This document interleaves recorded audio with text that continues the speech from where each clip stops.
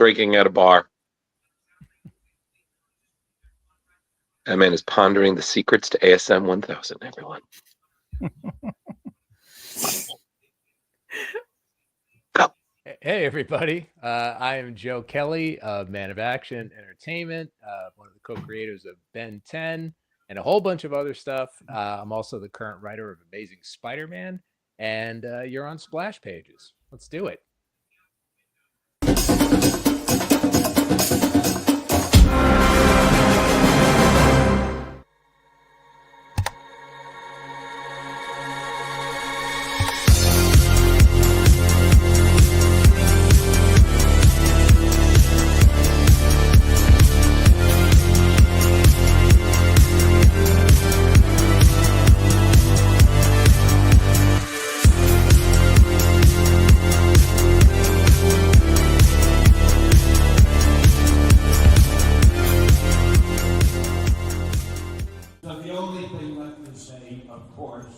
It's the one obvious thing. Hey, stop it!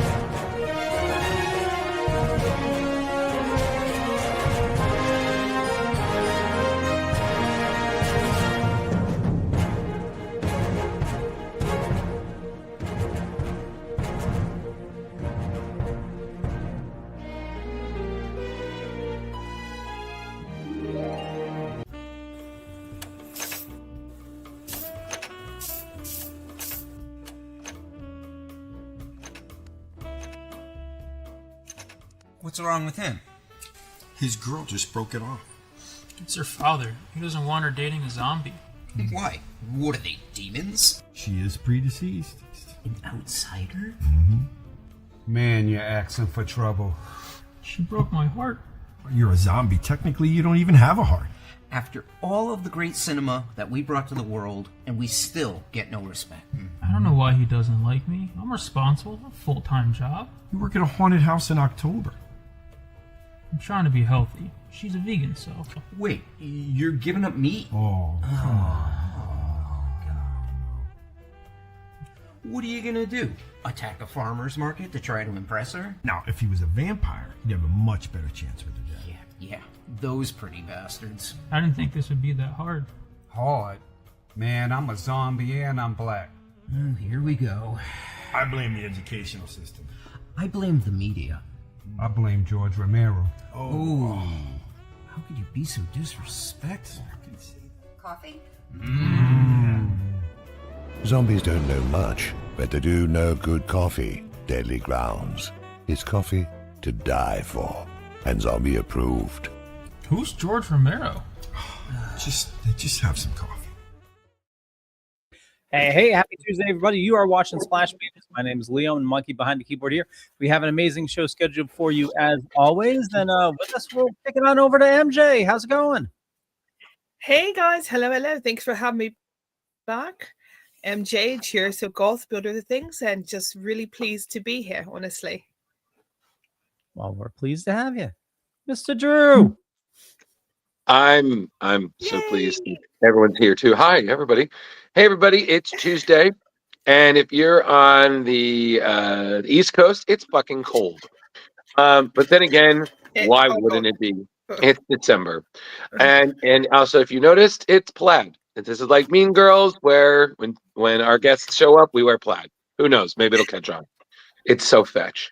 We have a fantastic guest, someone who I've been a fan of for years. I've had the pleasure of meeting him before, but we got to really get to know him a little better at Terrificon. if you were a fan of Marvel in the 90s, you definitely saw his work on Deadpool, Uncanny X-Men, for over on DC. He did a lengthy work on Action Comics, JLA, Superman. He's currently working on Amazing Spider-Man and totally killing it. He's part of the Man of Action Studios, but why not? Let me just reveal the credentials. Let's talk to the guy himself, the one, the only, so Joe Kelly. Woohoo! Hello, everybody. Thank you. Thanks for that awesome introduction and that very professional video reel that I was not ready for. Yeah, I swear, I've seen the messages. I'm like, is everything okay? They're like, are we okay? It went dark, and Liz like, no, it's all good. It's cool. Okay. I was like, oh no, we're scaring Joe. I was like, That's easy. That's not a difficult thing to do. I'm scared all the time. It's fine. But again, thank you so much for coming on. And I just have to say, on behalf of all of us at Terrificon, 2 of our members couldn't make it. Kari and our friend Jeremy /Dardar Jeremy, he couldn't be here. Thank you again for everything at Terrificon. Like, one, it was really great doing the Deadpool panel with you and the great Jimmy Palmiotti and Brian Posehn. You were talking terrified. I was terrified the whole time. I was like, there is going to be no one here. I did all of this research for nothing. Like, this is going to be a disaster. They're going to, hey, do you remember that kid who just talked too much at the Deadpool panel? Oh yeah, that guy's a fucking asshole. So thank you. Super professional. It was great. Well, thank you. I appreciate that. And then on top of the interview we got to do at the booth was just so much fun. And even getting to see you at New York, that was awesome with the unintentional Brian Jerry Dugan in the background. I was like, hey, Jerry Dugan, 2 of my favorite creators, both Deadpool. Hey, but we thank travel you in again. a flock. It's a thing. That happens. Yeah, it's just it's like flock of faux Canadians. It's a very, very polite flying V. Oh, sorry about that. Yeah. Sorry. It's funny. I live in Maine, and they call us fake Canadians because I live in Maine. Now, clearly, I'm not from Maine, obviously, but yes. They're like, oh, aren't you guys? You know how many people think that I'm literally part of Canada? That's terrifying. But also, that means that we can't complain about the cold at all. Oh no, it's a lot colder where you are right now. It's stupid cold. It's disrespectfully cold. Yeah. My daughter went to college up in Maine. Oh God. Oh yeah.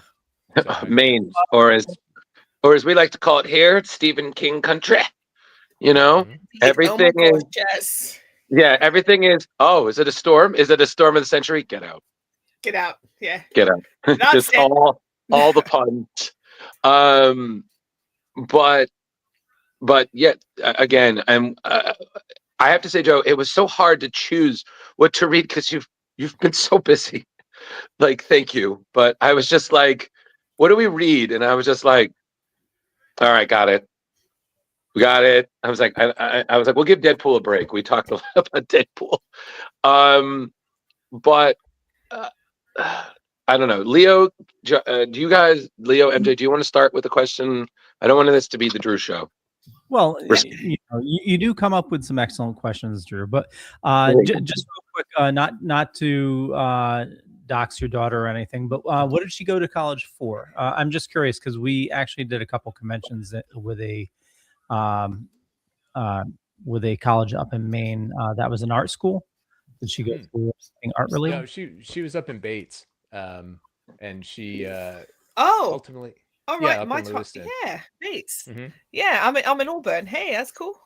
Oh, okay, yeah. So yeah, I've been up there. I was up there a lot when she was in school. It's a bunch of years ago now, but yeah, ultimately she got sociology degree.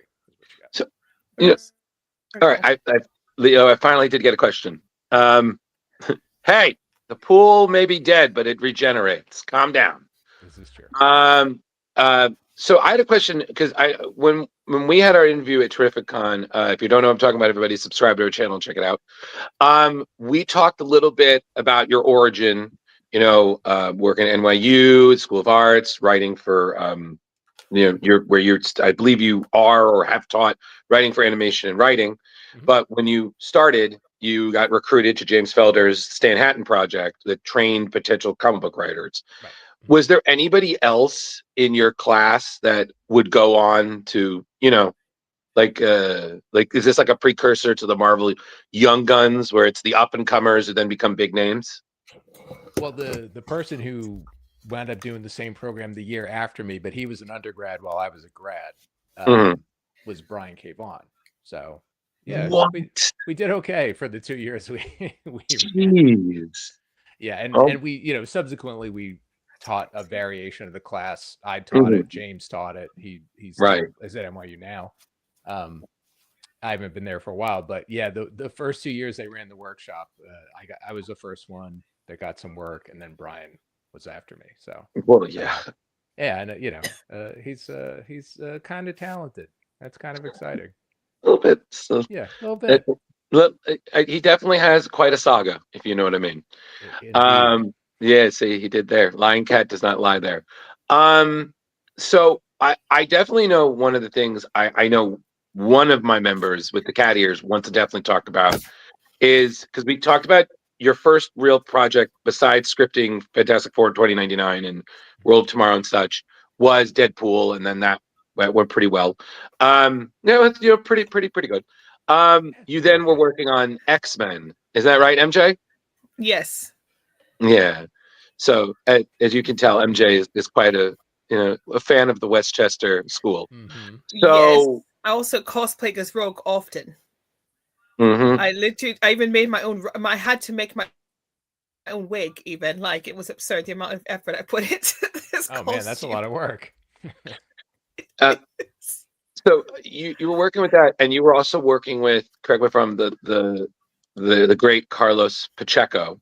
Yep. The now unfortunately late great Carlos Pacheco. And then that you were working on that, and I believe it was with your Men of Action collaborator, Stephen T. Siegel, right? So what was that like? And working with, I mean, that's the X-Men. That's a lot of characters to choose from. So was that, again, you're still kind of... It really is. Oh, yeah, you're still kind of young to it. Like, was that, again, maybe similarly intimidating as like working on Deadpool?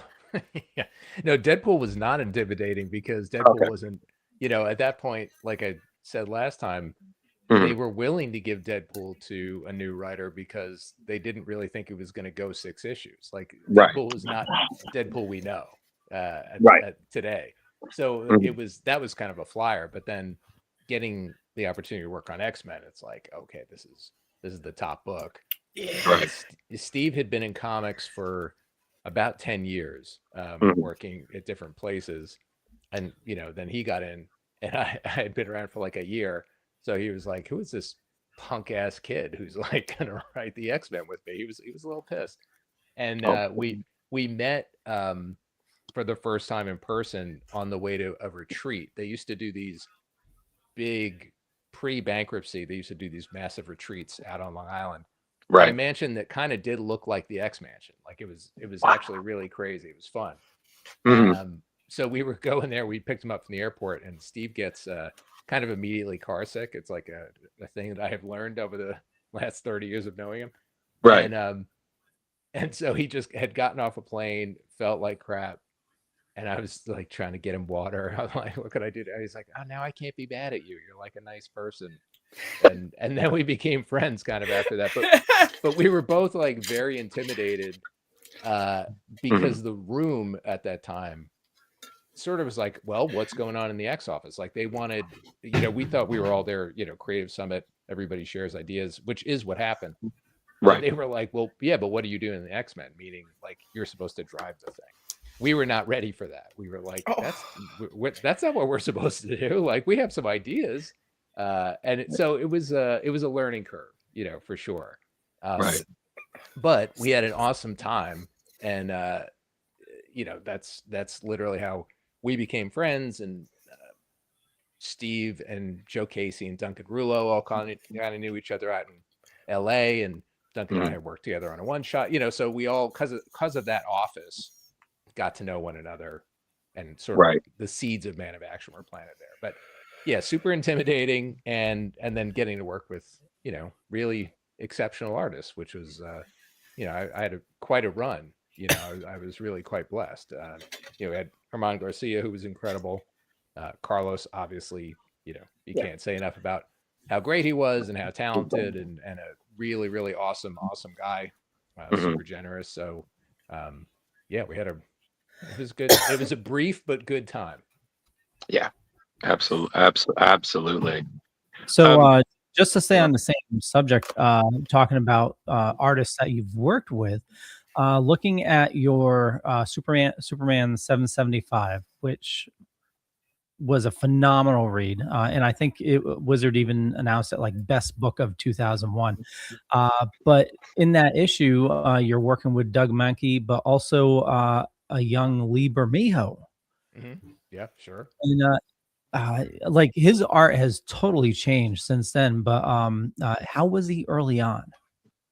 Oh, I mean, he's another one who's always been. I have an embarrassment of riches in terms of people I've been lucky enough to work with over the course of my career, and sometimes they were well-established people.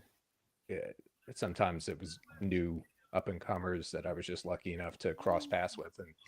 But Lee, I was always a fan of what Lee did and does. He's doing the covers, alternate covers right now on Amazing Spider-Man that are these, all the classic, like super classic moments for each issue. They're gorgeous. And I don't get to see them in advance. I see them when like Midtown Comics goes like, hey, look at this awesome Bermejo cover that's coming out. I'm like, oh my God. Yeah, no, he's exceptional. And at that time, just because it was an oversized issue and things were a little bit tight, we were like, oh, we'll give the quiet scenes to Lee, the Smallville scenes, and the acting is just unbelievable. I mean, Doug is a powerhouse, and all his acting is incredible too. But it was so cool to have the contrast of styles for that story. So so I'm super lucky. And I feel bad, like we jumped off the X-Men. You teed up that MJ likes the X-Men. So I want to make sure you get to ask. MJ, did you have any X-Men questions for our guest? I won't remember anything, but I'll do my best. He'll do his best. So with X-Men, it was about, as a cosplay, of course, it's the early Uncanny X-Men. Were one of my favorite X-Men as a kid. Grew up in the 80s and 90s and all that. That was my golden era of X-Men. And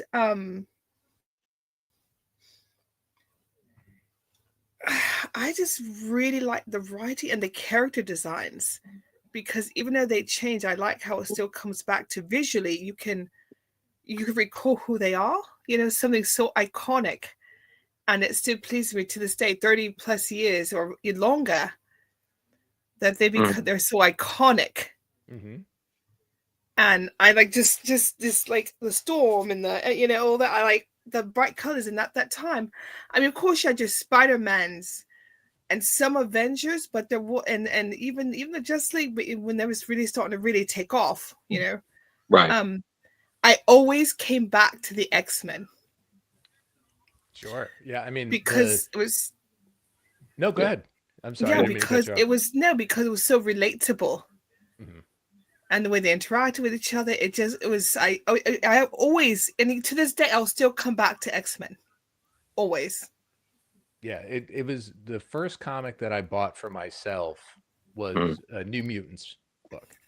And so New Mutants got me into the X-Men, and then I was like a Marvel zombie. And I already loved Spidey, but in the same time period you're talking about, 80s, up, that's when I was buying my own books, and it was anything with an X on it and anything with a spider on it, like that. Those are the books that it was like, was it X Factor, X-Men, X-Force, and it was, and and then since then I was hooked, and I've been continuing, always, like I said, always come back to X-Men. Yeah, it's wonderful, and to get to work on something like that, and even though Steve and I were only on for like 15 issues, I think, to get to contribute anything to that, to any of these long properties, it's very special, and we would have stayed longer. It didn't. we had to leave. I think we were the first people that quit the X-Men. Which was sort of a sad feather in the cap, but it was just something that had to happen. at the Right. time, there were some challenges between us and editorial, and we were like, all right, I guess we're going to leave. And which sort of sucked, but it was the right thing for us to Right. do. And, Yeah. history is borne out that the X-Men didn't need us. So it worked out fine. The X-Men are okay, everybody. So this was going to be X-Men related. Just to stay on the same subject, and sorry to interrupt, Drew. You still bring in a lot of. You've brought in X-Men characters. With Deadpool and everything. What is somebody that you like to bring back on a regular occasion? Well, I mean, we just did. There's a weird little thing out right now. The the Age of Revelation tie-in book. Right. Radioactive Spider-Man, and Cecilia Reyes is in it as Pete's lady, his partner. Yep. And I love Doc. Like, I love Cecilia Reyes, and I know she's kind of like, she certainly isn't in the like pantheon of characters that I think that people immediately think about with the X-Men. But when Steve and I came on the books, it was like he very much planted a flag. Like, he wanted the classic team. Right. And I was like, that's awesome. I really like to start with as much new stuff as possible, partly because quite frankly, I was intimidated, but also just because it's sort of like, oh, this is almost like a blank slate. So I'll take all the new characters. And, so I had Marrow and Maggot and Doc, and, it was like, how weird a team, could I mess with? And Doc is, such an interesting character, because she's like, she doesn't want to be there. Right. She just wanted to be a doctor. Like, didn't ask for any of this. And nobody ever asked for anything, right? That's part of the burden and the curse of being a mutant. But it's like, then once you're in it, the idea of putting on a costume, that all seemed preposterous to her. So it's such a fun character to put in the mix with all these X-Men. But yeah, my favorite classic X-Men is Nightcrawler. I'm a Nightcrawler. Yeah. Very nice. Yes. I can't not love Kurt. Every iteration, whatever they do, he's the best. I just think he's I don't know, there's something about that the irrepressible attitude, it's just always kind of trying to be buoyant in all these dark situations that they're in. And I love all the X-Men for different reasons, but Nightcrawler's my guy. Absolutely. Kari says it says Bamf, and I'm like, yep, it's true. All the Bamfs. All the Bamfs. Both the actions and the little guys. Kind of segueing kind of back to Superman, I actually had two questions. So one, as Leah brought up in Action Comics 775, we introduced the Elite and Manchester Black. One, what, like, the first question I have is about that. What is it like when you see something that you worked on then get adapted, and there's voices to it and whatnot? Is that just like a proud dad moment? Like, again, I imagine kind of something similar, like when you see Ryan Reynolds doing Deadpool, and you're like, I had no idea that, here I am watching him do his thing, and you're like, wow, like, somebody else could have done it, but I got there first. No, it's always an honor when somebody wants to take your stuff and adapt it, for sure. And I've been lucky enough to have it happen a couple times, and some of it being my own work, like I Kill Giants, and some of the stuff that I did for other people, for other companies, and it's always cool. And with the Superman story specifically, I was lucky enough to get to write that that film, and that was also, as like a fan, I was like, oh, I get to work with Alan Burnett. Like, are you kidding me? Like, he's one of the greats as far as I'm concerned, for animation. So it was like, I got to work with him. I got to work with Bruce Timm a little bit. It's like that was an incredible honor. The dream. Bruce Timm. Wow. Yeah. It was really cool, and so I'm like trying not to fanboy. I'm like, oh my God. Yeah. What next? Did Paul Dini just walk by and say, hey, and then you're like, I'm good, I'm done? Well, eventually we did work with Paul. That's it. I'm like, that's it. Yeah. No, we worked with Paul on the Marvel shows. And with Ultimate Spidey and and the Avengers and stuff. And Paul was great. What? It was really fun. So yeah, to I was just telling somebody we had our comic book shop Christmas party out here, and it's a charity event. It's Grasshoppers Comics. Shout out. And they do an incredible fundraiser every year, and they raise 10 like I've never seen them drop below $12,000 or $13,000. Like they really do an incredible job. That's amazing. It all goes to a local cancer foundation. But somebody was asking me, they're like, oh, what's one of the weirder like lunch or meal interactions you've had with like creators where you kind of fanned out? And I had forgotten about it for a while. But speaking of animation, I was like, oh yeah, there was this one time we had upfronts in New York, which is when the networks sort of show the buyers what they're going to be putting out. Right. And somehow I wound up at lunch with like Gendy Tartakovsky and Pendleton Ward, JG Quinzel, and John Fang, who was ran Generator X, who was director of Generator X. Right. And I was like, how I don't understand how I'm at this table.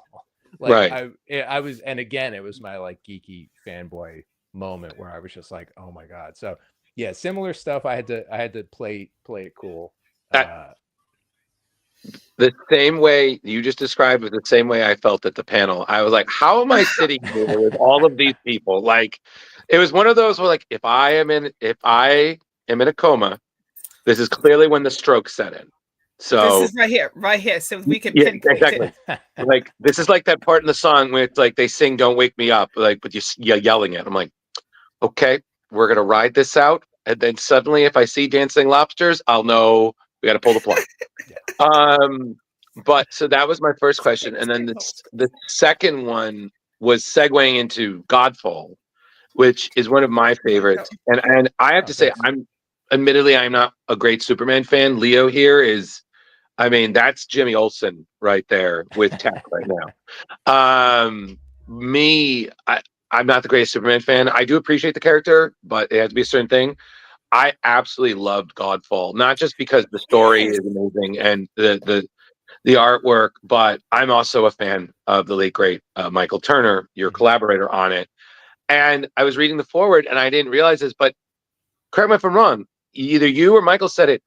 It started with, we should have Superman on a bike. Right? I don't remember. I could not tell you honestly who pitched that. It would not shock me that it came from Mike. Like, I'm pretty sure. Possible. Yeah. But Superman, it's part one, Leo. Yeah. Yeah, but like it was we're gonna have Superman on an Akira style bike, and then before you know it, yeah, it was I mean, that was a great time. And I again, talk about talented people who unfortunately are gone way too soon. I mean, yes, he was another one who was as far as I can tell, anybody I've spoken to about him has always said Mike was awesome. Mike was awesome. Like, I've never heard anybody say an ill word about him as a person and as a creator, so he was lovely, like getting to work with him and Talent Caldwell, who drew the book, did an unbelievable job. I mean, it was just it was a really cool time, and he was one of those people that it was very fun to be around him, because he was he was also a good looking dude. So he sort of had like rock star energy, which you don't always get in the comics community. He very much had it. Like, he was like, oh, you sort of look like a model, and you're also like really talented and really sweet. And you can't even be mad about it. He's just awesome. So it was a great time. Absolutely. I mean, on top of it, the book sold so well. Like, I mean, you guys were blowing through like multiple issues, and then again, you're coming in on a weird time in Superman, because you just had like, correct me if I'm wrong, you just had the stuff with Imperiex, and like, which is a big story. You had that. You have a lot, like, Superman's getting thrown all over the place. You know what I mean? He's getting thrown through time. He's learning so much about his world. Everything is just so topsy-turvy. And then you have this story, which kind of felt to me similar in vein of like Alan Moore's classic, Whatever Happened to the Man of Tomorrow, wait, no, not that one. Alan Moore, The Black Mercy, where he's in an alternate. Sorry, I was like, wrong, right, writer. I knew what you meant, though. Yeah, I knew yeah. what you meant. Yeah. Yeah, the Black Mercy story. And I was just like, wow, like just the attention to detail, the reveal, everything was just insane. And then and whatnot. So I just want to say again, this is one of my faves. I met you years ago, back when NYCC was doing special edition, which I truly miss. And I really hope that they ever bring that back one day. And you sign all my copies, and it's just again, it's in a nice little section of Superman comics in my, it's somewhere in my closet. So, you know, not bagged and boarded and ready for someone's like, well, I want to read Superman. I'm like, let's go. That's cool. I appreciate it. I appreciate Yeah, it. man. So, And, Leo, well, did it's you? good. Yeah. It's good to have Sorry. those, like, you know, sort of evergreen. That story, I think, was built to be kind of an evergreen story. You know, not. It is wildly different. Like when you first open it, you don't realize like this is not what Superman is typically, right? Obviously, Yeah. Right. whacked, but it is self-contained, and I think that's also how we were able to do it and work with Mike and fit it in everybody's schedule. So Mhm. even though it came out, like you said, in the middle of all the chaos of Worlds at War and all that kind of stuff, Yeah. it could sort of stand as a companion as opposed to competing, hopefully. Absolutely. Leo, MJ, did you guys have anything regarding that or any questions? Go for it, MJ. I just like the idea of Superman without the powers and all that he had to do these.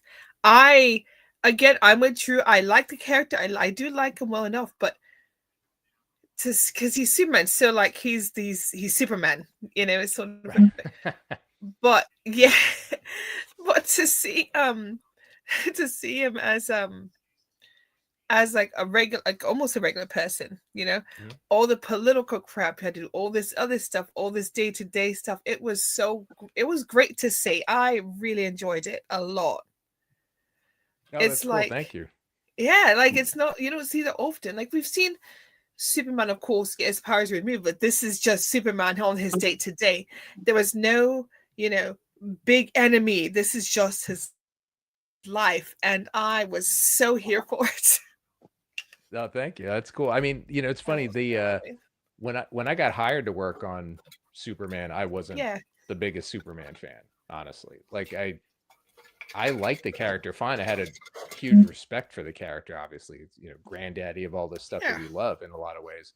Right. But for me, it was the movie. Like I grew up with that movie, and that was kind of it. I had a couple of Superman comics that I read. They all felt kind of, you know, bouncy and fun, but the stuff that stuck with me was like stuff about Bizarro. It was all the weird stuff, right? Yeah, the weird stuff, like, the unusual things. Yeah, it was Bizarro. It was Crypto.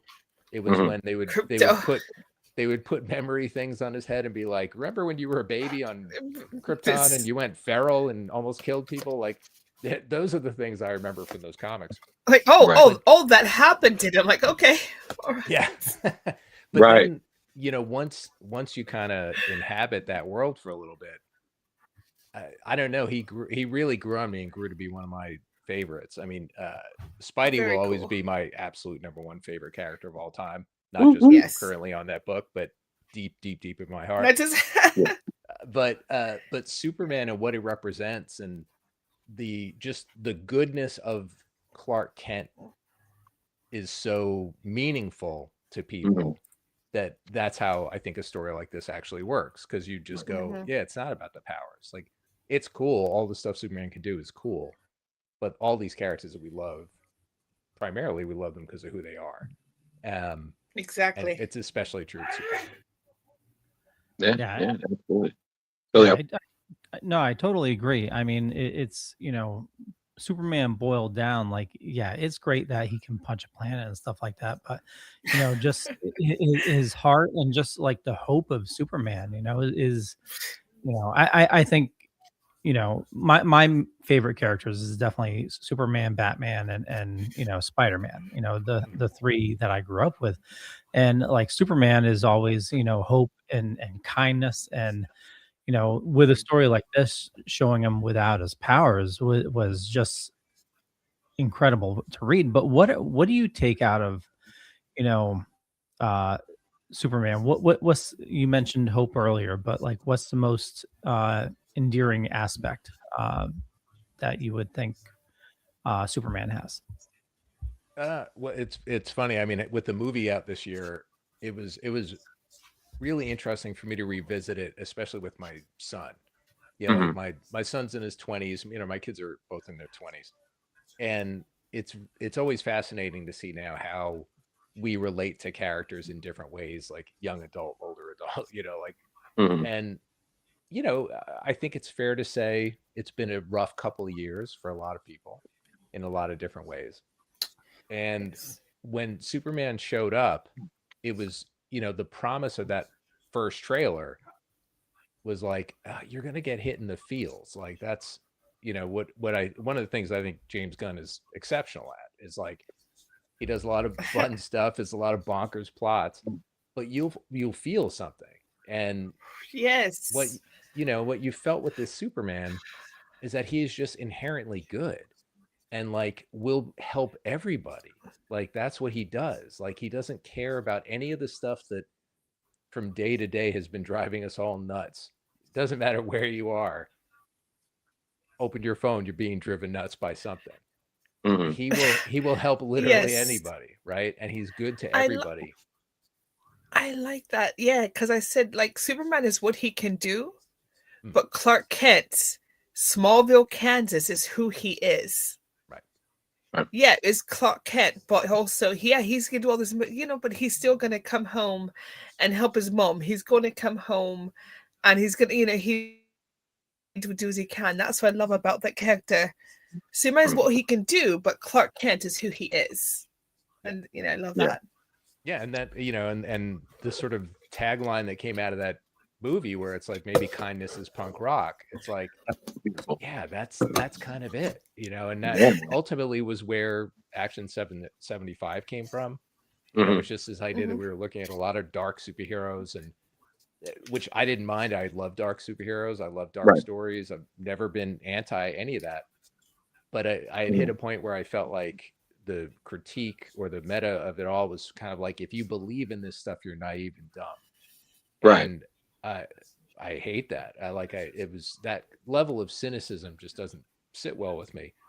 And I can be pretty cynical about the world sometimes, but I feel like we have to have these Right. fictional models, right, that give us this kind of hope. And so that was ultimately what 775 was about. And you could there's a couple characters I genuinely believe you can do that with. Spidey's one of them, but Superman 100%, like just the pure goodness of, yeah, I'm never going to be that thing. I'm never going to turn into that. And maybe I have to keep throwing people in jail that are bad and they keep coming out. Doesn't I'm going to keep doing it because I just do what's right. And the Right. simplicity of that, I think, is the strength of it. You know, and that's when it gets whacked for me, when people try to overcomplicate it. Right. There's no need Yeah. to do it. You know, it's Right. like he's Superman.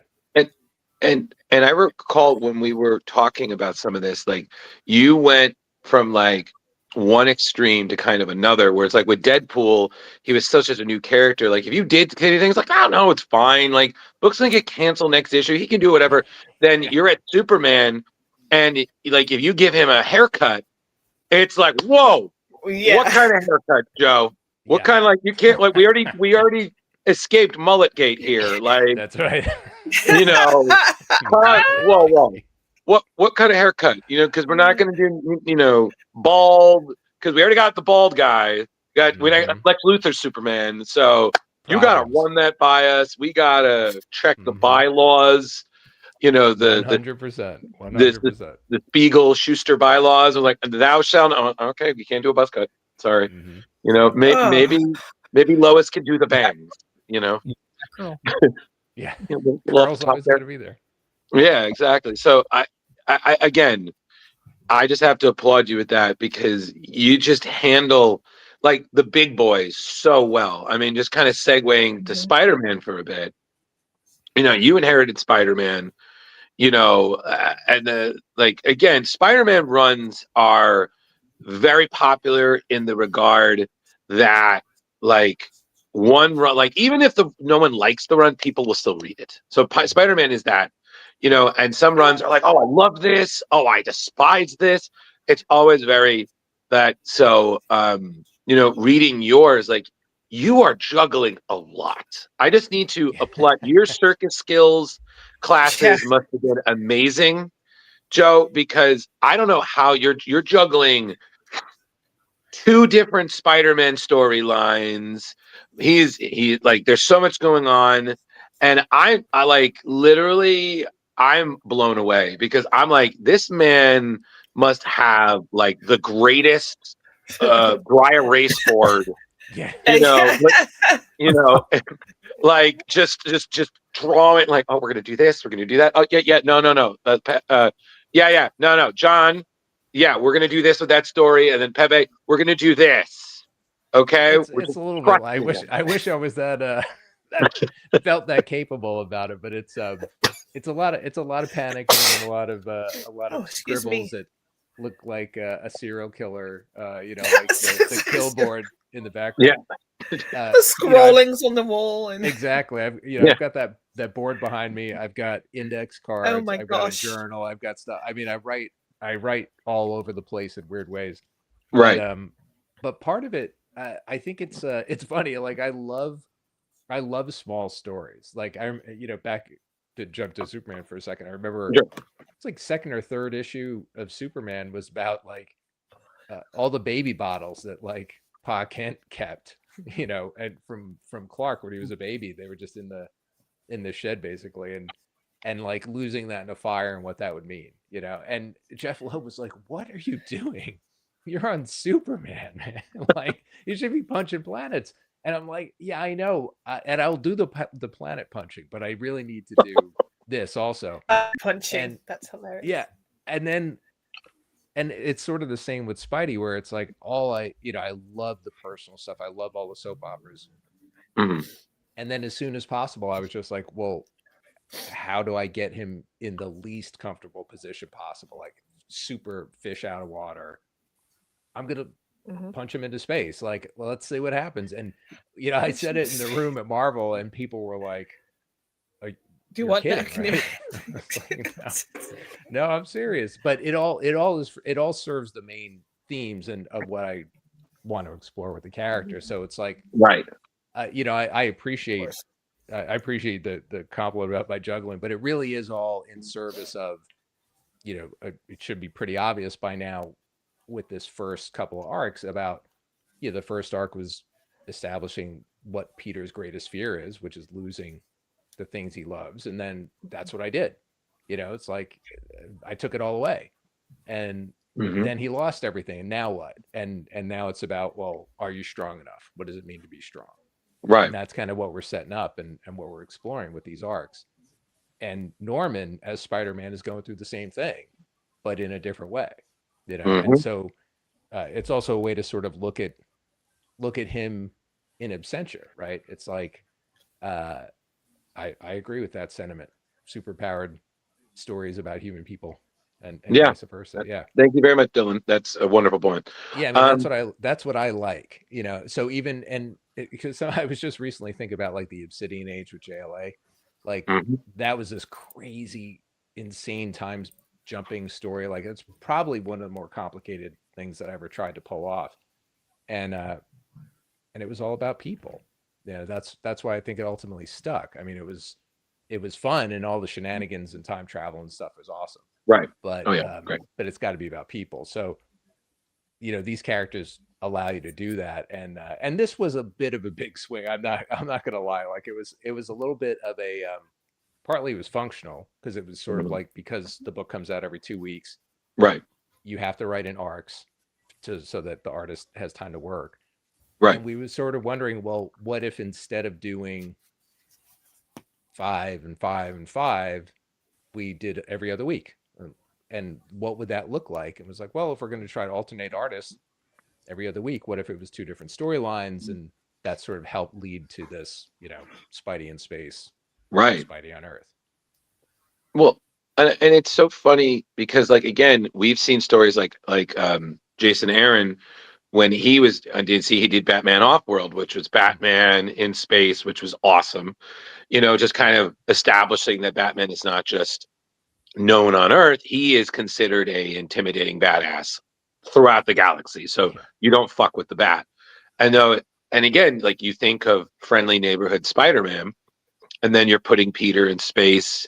You know, one of my favorite things is he's interacting with Rocket Raccoon, and that is just pure delight. Like I literally never thought I would laugh more than this. And you know, Peter is just one of those, like, he is teamed up with like everybody. He's like the only person who's teamed up more with everybody in Marvel than Peter Parker is Wolverine.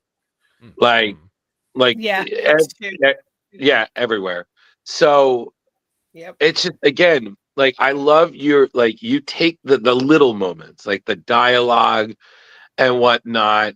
So because I feel like, and MJ, I feel like you would, being a Spider-Man fan, you have to have a sense of humor when you're writing Peter. You have to. You can't write Peter like it's an episode of Law and Order.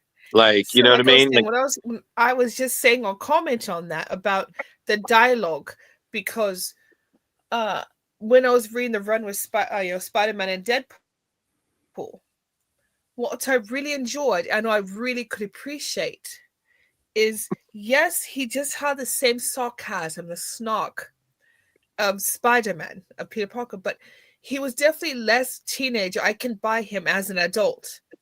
Like, very real problems, very real dialogue. He can still, it's just as snippy, just as snarky and all that as he has been, but he's an adult. He's more mature, I guess the word would be. And it showed through the dialogue, and I could really appreciate here, like, okay, this is not the teenage Spider-Man. This is definitely more of an adult Spider-Man, like maturity level. And I love that dialogue. I just really do. Well, thank you. I mean, I just love. I mean, dialogue is probably my favorite thing to do. Like, I really enjoy plotting. I like coming up with the big crazy stories, but scene writing is, for me, but I think the most fun part of the whole process, right? Because I mean, it can be agonizing breaking the big story. Like, that's where the murder board comes in, and it's your whole brain is split out. But to look at a little like scene and go like, well, what's the most fun way to do this? It's a good part of the job. all right. So Kari, even though she's not here, she's still here. So returning to the comment boards from when she started, she says, with everyone killing the Marvel universe in one way or another, what perhaps lesser known character would you put out if you could? Like, put out to pasture, like be done with? Yeah, done. Just done. No way back. Like, there's no, oh, okay, we found a loophole. Oh, we got, Krakoa. Oh, there's another universe. They're dead. Like, dead. Gone. Got it. It's dead and really dead. Yeah, there's dead and really dead. I don't know that there's I am somebody who pretty much believes that there's no such thing as bad characters, right? It's just like they haven't had the right person write them. But oh wow. Wow. Oh, and kill her again. Oh, that's ouch. They're Wow. gonna snap her other neck. Oh, No. Kari's saying who kills the MCU? Oh, who do we want to have kill the MCU? Got it. I'm sorry, Kari. I know, it's so dark. Such dark thoughts. Rocket. I mean, Rocket and Groot would be funny because it would probably be an accident as they went from planet to Yes. planet, taking people down. Whoops. Yeah. Oops. Yeah, I don't know. For me, it would have to be what is the absolute funniest version. So I don't know. I'm sorry, I don't have a good answer for that one. I'm trying to keep more people alive than worry about killing the whole universe right now. Frogman. Frogman kills the Marvel universe would be probably the one that you never thought. Either Frogman or Stiltman. Just Lady Stiltman. Yeah, just honestly, the people, the joke characters, the villains that if someone's like, why are you here? Why? That's like crazy. That's literally like Crazy Quilt taking over Gotham. It's just absurd. Yeah, it's just Aunt May kills him with kindness. That's it. Or some nonsense like that. Okay. Just well, let's not even start that, because I'm reading Radioactive Spider-Man, and I was like, oh man, Aunt May, like don't do us like that, girl. Like, so I was like, wow. Ant Mayhem is a rough. Yeah, Ant Mayhem. Oh boy, that What mayhem? I'm Woo! so down for that. Yeah, absolutely. Well, Yo, Leo. nah, it's stupid. Oh no, there's no stupid questions. No, it can't be any worse than Frogman kills the Marvel Universe. Kills the Marvel, yeah, that's pretty. Yeah, he's this just may playing be going Frogger back- with the Marvel Universe. This may be going back too far, but in prep for tonight, I was going through some of your older stuff, and I came across Deadpool 0. Oh yeah, the wizard thing. The wizard thing, and is that supposed to be Aunt May and Ben that you have Deadpool? Like It sure is. Wow. Yeah. We had to fight hard to get that in there. Oh my god. Oh my god. Very special moment for Deadpool. Dear God. Learning what happens when two people love each other in a very special way. Special. Listen, let's not even talk that. I'm still laughing like we do a thing where we put our favorite moments and just rereading Spider-Man Deadpool, them stuck together, and he's just like, it was like, okay, whatever you're doing, it's like, can you stop? Because I'm just like, are you yelling at me? Don't do that. That's one of my turn-ons. I'm like, I'm done. I'm done. Oh god, that was so funny. Like it was just them. I was like, that, and I'm sorry, the Spider Swayze. Hands down. That was a very special moment also. And Ed killed it. I mean, it just, I love, I love trying to make Ed laugh. So if I can make that happen, he'll write me and just be like, dude, and I always picture him with his Boston accent, dude, what are you doing? Oh, with yeah. this? And it's awesome. So that was such a great time. And Ed and I worked together pretty much since the beginning of my career. And it's always a great pleasure to work with him. He's one of these guys too, that like, you just watch over the course of time, gets exponentially better or reinvents himself in really interesting ways as time goes on. Absolutely. Another, my embarrassment of riches. And it's just fun to think that, we started out together as like knuckleheads, where it was, we literally had to like lock him up in the Marvel office at one point because he was so late. And it was like had to sit there to draw. Like it was one of those kind of things. You strap him down. Yeah, and draw, monkey, draw.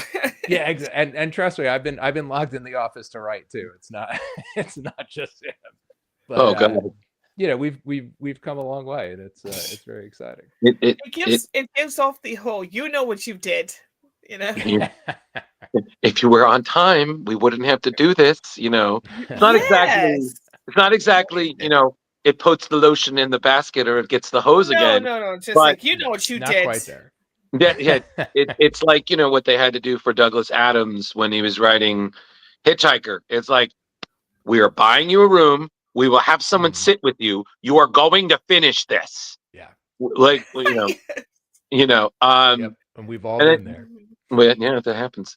Listen, I had to do my grad thesis in a week because of procrastination. So I don't ever recommend that to anybody. And it was no, MJ, I cheated a little because I did it on the comic book industry, but literally every day was work 5 to 1, go home. And I'm old fashioned. So I'm writing down my pages, typing left. And I was like, you don't go to sleep till 5.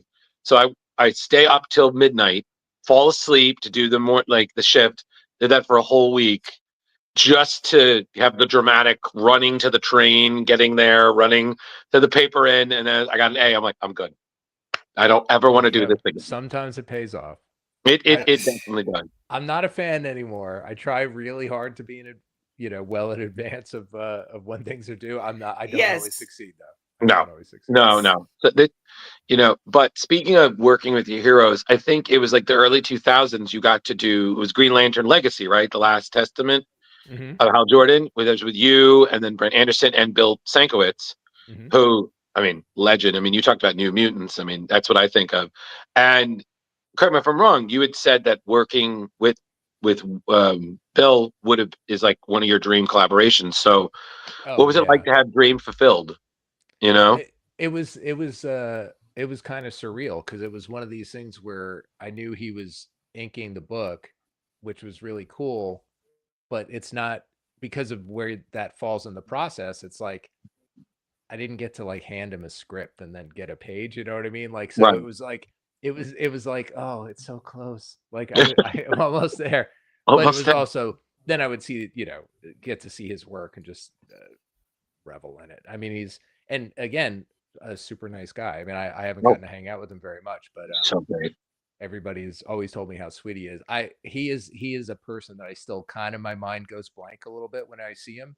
And I'm just kind of like, like I don't know what to say because I'm such a I literally attribute being in comics because of Bill Sienkiewicz. It's like that image, that book, what made me want to open a comic book and what made me want to tell stories. So Joe, I get it. I was the same way when I met Brian Michael Bendis for the first time. I was like, how this about a football? I was like, compose yourself. Words. And I'm like, no word good. No. Like you favorite writer, sign these. I was like, and later on, I was like, sign these. Yeah, that's it's all that education going to good use there, bud. You know, I don't. MJ, Leo, do you guys have? Again, I'm not trying to. This is. No, I already interviewed him. I already interviewed him. I'm good. This is your time. Well, I have to say, just to geek out here for a second, growing up with Spider-Man, absolutely loved him when I was a kid. I fell out of reading Spider-Man during the Clone Wars. It got too confusing for me. And I've tried to get back into Spider-Man numerous times. I think the last time, picking up a number one, it was like Doc Ock took over Spider-Man's body. That storyline. Just I couldn't get to it. But reading your arc, I have to say, this is the first time I was able to actually get back into Spider-Man in a long time, and I absolutely love it. Thank you. How is the I'm assuming a lot of people are picking up obviously Spider-Man number one again, but with your arcs, how's the feedback been from fans? As far as I can tell, pretty good. I mean, I decided a very, very, very long time ago, like early in my career, that if I would poke around once in a while with reviews, and then I was kind of like, if I do too much of this, it's not healthy for me, and both because of the good and the bad, right? It's like if I look and I just see too much like people hating, then I go, well, that's the verbal minority, and I have to do hoops to like get myself, out of feeling depressed about myself. And if it's all like good, then you can get a false ego, all that stuff. So pretty early on, I tried to back off of that stuff. And then, on occasion, it would be, oh, let's see how people respond to 775, or let's see how people respond to I Kill Giants or something. It's like things that I just wanted to see. So I would dip my toe in the water. With Spider-Man, I know that Spider-Man fans are very passionate and have very strong opinions. And yeah, we do. Yeah, and before I was even technically on the book, there was the like the Marvel Zero thing, and on the back they were like, a new era starts with Joe Kelly, and it's like that was not the beginning of my run. It was just the 8 Deaths arc, right? And instantaneously I was getting like alerts like, oh, this is gonna suck or whatever. And I was like, okay, I was correct. I cannot go back and look. So I have not opened the door to a ton of the sort of online discourse for the books, but stuff seeps in no matter what. Sometimes people tell you things, sometimes people just write whatever, and it has gone, thankfully, from we're gonna hate you no matter what to, oh, well, it's not too bad, and I'll take that. Like, that's fine. I like to think that out there maybe people are like, hey, it's pretty good, but my at the end of the day, I think it's how does the book do? If people are picking it up, and that the number creeps up a little bit, then it is, I think, people that aren't just buying it to collect it. It's they heard it was good, you know. Absolutely. Jar Jar has a similar question. Talking about critiques, what's the strangest critique that you have ever gotten? Oh, yeah, it's a good one. Oh gosh, that's a really good question. It really I don't is. think anybody's ever asked me that question. The strangest critique. I don't know. Like I'm trying not from like in comics, I can't really think of one off the top of my head. I had a professor who was very influential on me, and he was there was a time I wanted to be a visual artist, and I was sculpture was my major, and I had a sculpture professor, and he said you'd be really good if you just showed up. And it was a really like one of those things where I was like, okay, I get it, and it stuck with me. You know, definitely stuck with me. Right. But If you just shut up. yeah, it just showed up because I was a bad undergrad student. Gotcha. I was ready to be a grad student, but undergrad I was the worst. I really excelled in drinking. That was my major. That was It happened. shit. It happened. But yeah, I'm trying to. It's a really good question. I mean, you know, people respond to the. Oh, I'll tell you. You know what the best one was? Now I just came to me. We did a story in Superman, or it was in Justice League, I think, and it was a story where there was a war that had erupted in you know Kurak or whatever. One of the the fake DC countries. And Lex was president, and God. And basically said that like there was proof that bad things were happening there, but wouldn't give anybody any proof. And every time somebody asked, they would basically disappear in the Justice League. And it kind of kept going, and you got to the point where it was like everybody was gone except Superman, and you kind of realized like if you were asking questions, you were un-American and all stuff. But it was obviously like in response to stuff that was going on at the beginning of the Iraq War. And it got that book came out, and it came out like after it was like mission accomplished, you know, when the banner was up and stuff. Right. So like Joe Scarborough was waving it around on his show, being like, DC Comics is rat of the week because they're using Superman as a liberal mouthpiece or something like what to like trash the government. And I've only heard about it. I didn't see it. I've never seen this tape. Right. That was definitely a good one. And you know, ultimately it was not over.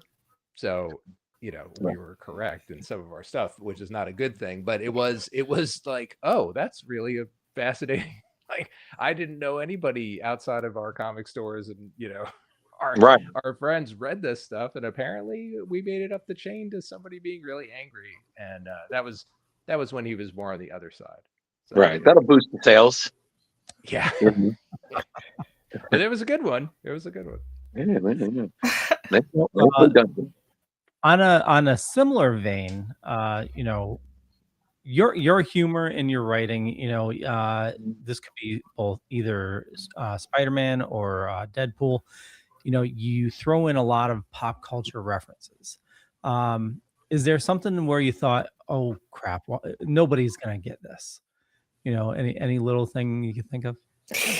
Oh, I'm sure there's stuff hidden in there. I mean, I used to, I still probably do a little bit, but I used to lift things that my wife or other family members would say and put them right into the book. And, you know, so only people, if they knew like what was going on in my house that particular month, would sort of know what was what. But pop culture stuff, I'm sure there's stuff hidden in there over the course of time. You know, I mean, my upbringing, like the stuff that my dad would show me, Monty Python, so all that stuff was sort of in my life as a childhood, and then it was Looney Tunes and Robin Williams, and you know, it's all that sort of stuff that built a foundation for me.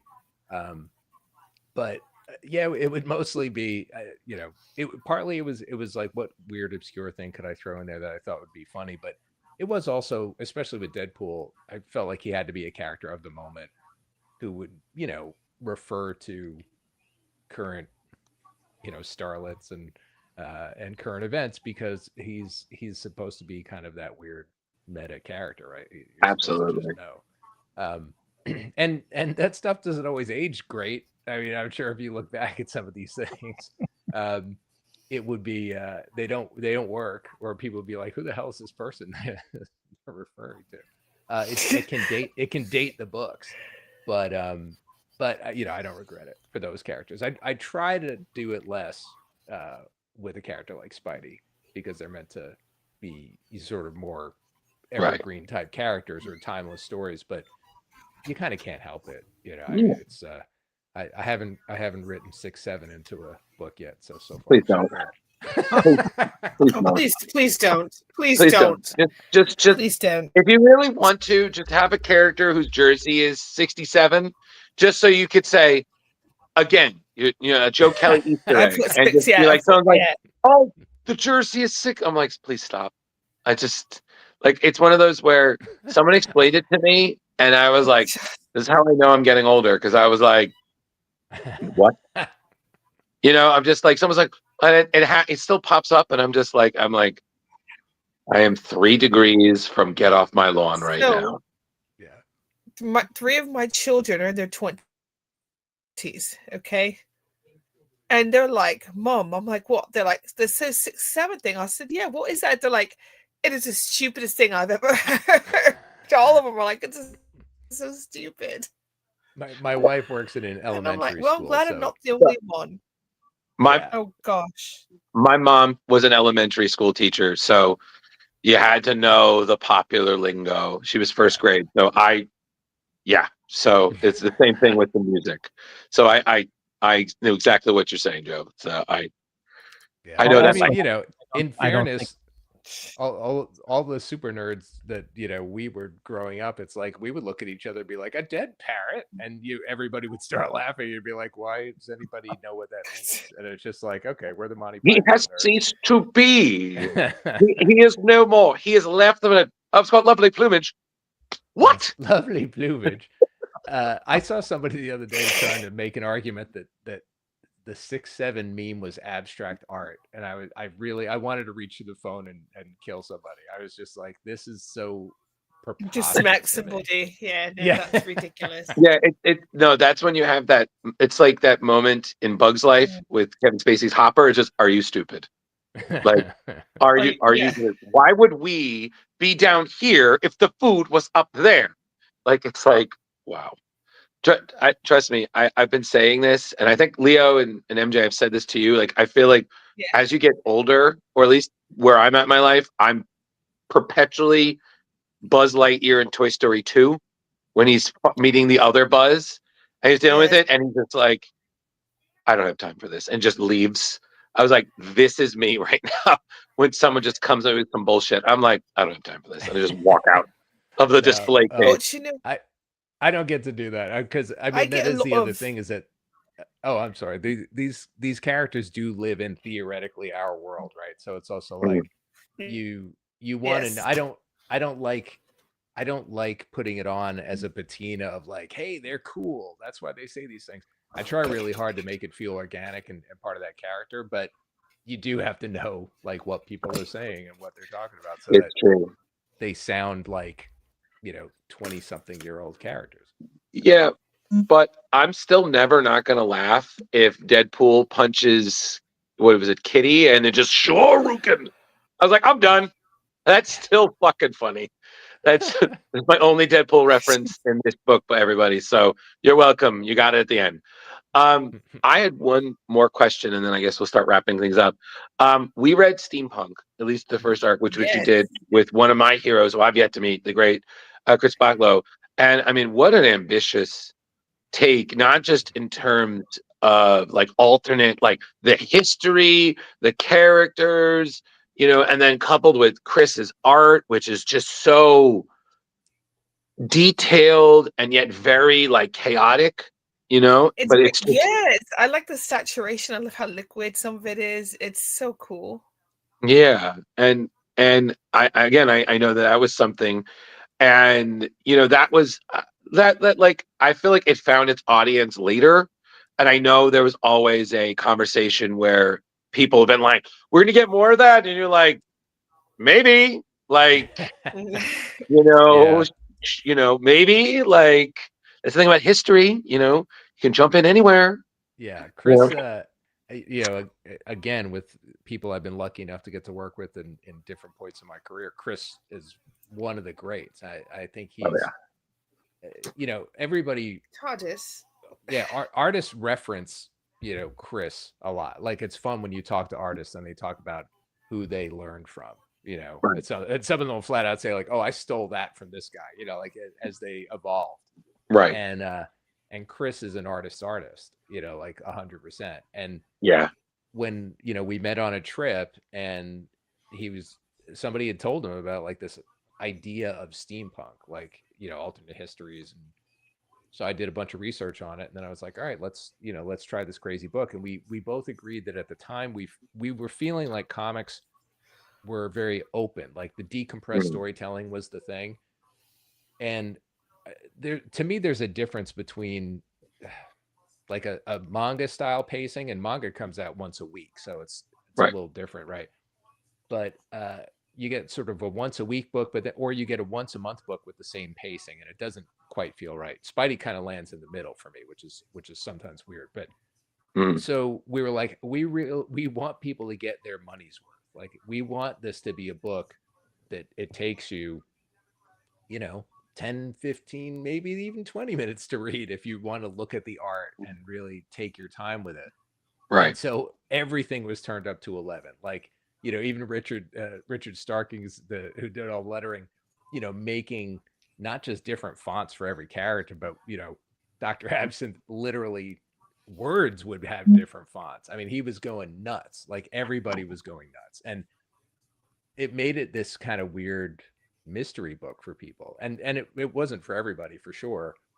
I don't think it fit into the mold of some of the other like crazy cliffhanger books that were happening at the time, but we loved it, and super proud of it. And I mean, Chris is he's an unquestionable talent, and he would just do all this crazy stuff, and I would write pages, and then he'd be like, "Oh, I added some panels." We're like, okay, I worry about now giving people like 5 panels, whether or not they can do it. And Chris would draw like 12 panel grids and then work things in the gutters. Like I forget which issue it is. It's one of the early ones. It might even be a special because we do this thing called Catechism. But he has a thing where there's like all these pipes going around the panels. And if you really look at it, a turtle climbs into the pipes up top and comes out as Gamera at the bottom. Like, that's the kind of stuff he was doing. That's not in the script. He was just having fun and doing all this ballistic chaos.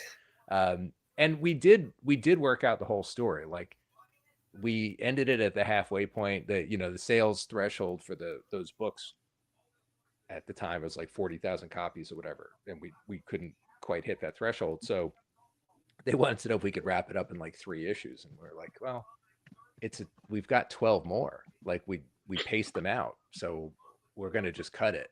And that's why it ends on a cliffhanger, but it is in a file somewhere. And that's why when people ask, oh, will we ever get the back half? It's like, well, maybe, like we could.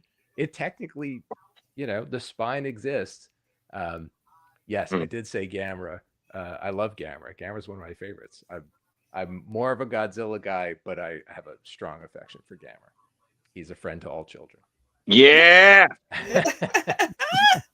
Everybody support Joe Kelly. It's a kaiju nut right there. Oh, yeah. Kaiju king up over there right now. That man makes sure to correct people. Like, excuse me, it's Godzilla, or if you're feeling nasty, Gojira. Like you got to get it right. You got to get it right. You got to know. Leo, did you have anything else? I'm good. Well, I know we are well past time, so we should wrap things up. I do want to say, Joe, for a last question, but also want to say, meeting you at Terrificon, you are an extremely nice person, down to earth, absolutely, I don't know where I was going with that. I was compliment. Compliment. I have you. Want him back. That's it. No, I mean, you meet some creators and they can be a little standoffish, but it was Yeah. an absolute pleasure meeting you. And I have to say, you're definitely one of my favorite writers now. With Mark Waid, Philip Kennedy Johnson, and now you with your Spider-Man run. Oh, thank you. It's excellent company. Very, very cool guys. Yeah. One question we do like to ask everybody is, actually two is there anything that you're currently reading for fun? I know you're extremely busy, but also, what do you dork out about? Like, do you like history? Do you like trains? Do you build models? You play video games? What's Yeah. in your limited downtime? What do you dork out about? Yeah, I have more downtime than you would expect, but that's mostly just because of the way I work. Like I'm sort of a fits and spurts kind of guy, as opposed to I lock in at 8 in the morning, I clock out at 9 at night. Like, I'm not that guy. But for fun, currently I read a lot of manga. I'm mostly reading the kind of like the current popular books is generally what I start with, but I have like Urasawa is like one of my all-time favorite Urasawa, manga. cool. I mean, I got to meet him. That was another moment where I was like completely geeked out. Right. And I was with Ken Nomura, who is half Japanese and speaks Japanese fluently. So I got to just be the dumb American standing there being like, "You're amazing." And Ken had a whole conversation with him, so it took care of that. But he was super cool and actually made a sketch for me, which was just nice. mind blowing. But when I'm not working my way through sort of classic stuff, what am I reading right now? It's One Piece. My son got me onto One Piece. I love that thing to death. I think it's exceptional and have nothing but high praise. I love One Piece. It's so great. It's really special, and it's been a very, very special bonding thing too for me and my son. So that's been cool. On the other side of the spectrum, I read Chainsaw Man, and I read Sakamoto and Kagura. Yeah. So yes, they're super fun. They're all great. And then I just dove into the Absolute books because I sort of slept on a lot of American comics for a while. I was just kind of reading Japanese stuff for various reasons, and I was like, all right, let me dive in. So Absolute Batman has been a total blast. It's really been great. And I just started reading Absolute Wonder Woman. Man, that's been that's exciting. Absolute Batman is friggin' amazing. Wonder Woman, having Diane raised in hell, totally Diana. Awesome. Diana, what did I say? You said Diane. Oh, Diane, yeah. You were singing a song about Jack and Diane. I was like, no, that's not a promised land. That's how.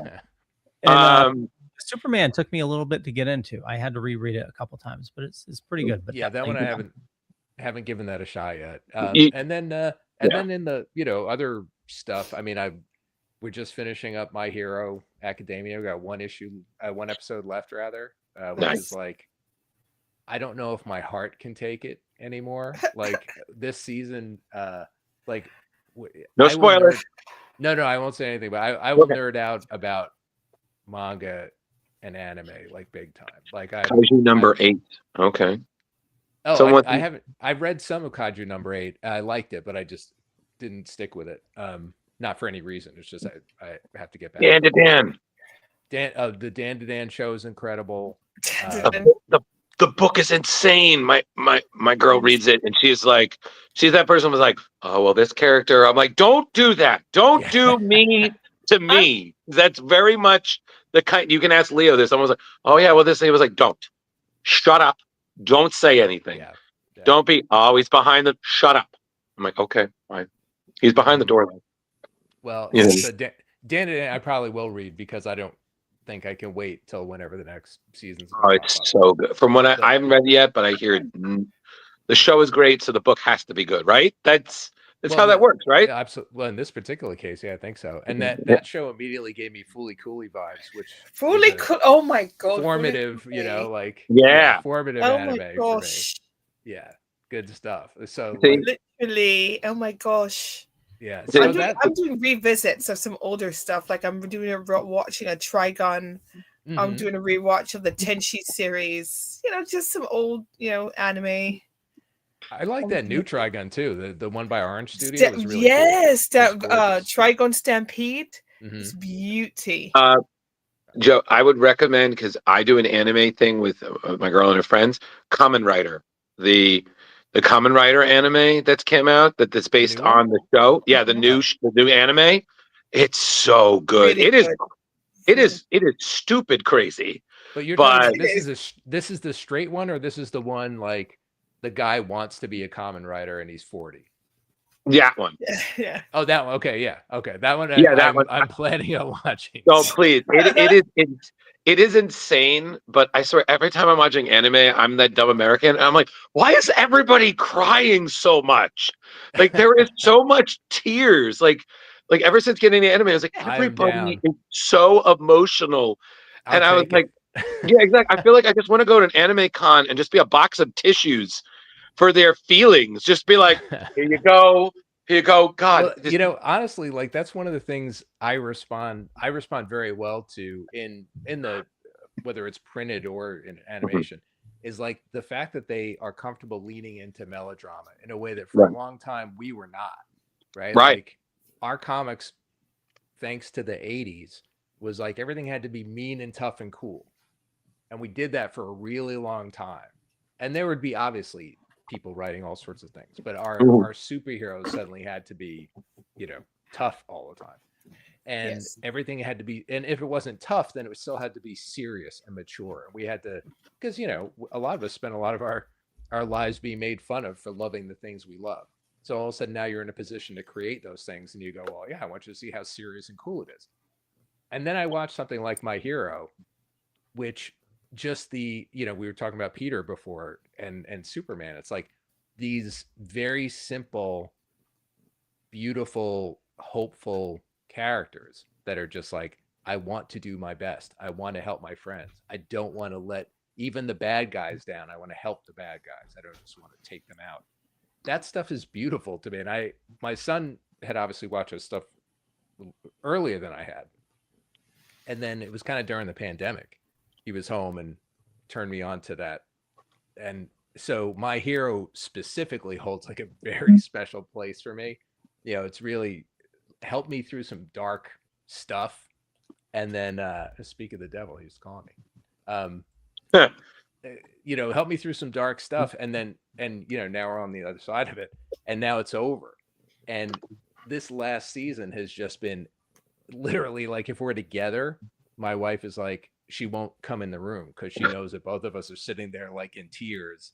And if we're not together, then it's like we're texting one another because I don't think I can call him because I'm like a mess.